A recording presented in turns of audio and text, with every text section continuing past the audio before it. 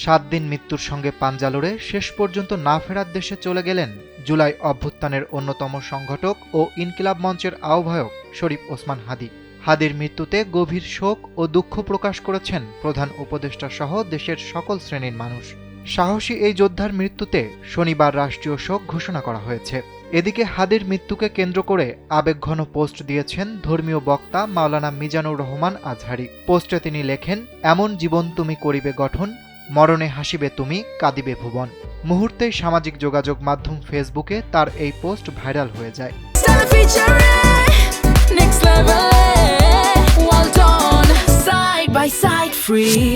হাদীর দেশের পতাকা মোড়ানো কফিনের ছবি শেয়ার করে কথাগুলো লেখেন মাওলানা আজহারী।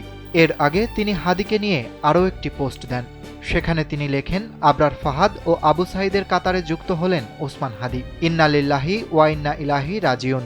আল্লাহ ওসমান হাদীর আত্মত্যাগ কবুল করুন, তাকে শাহাদাতের সর্বোচ্চ মর্যাদা দান করুন এবং জান্নাতের মেহমান বানিয়ে নিন।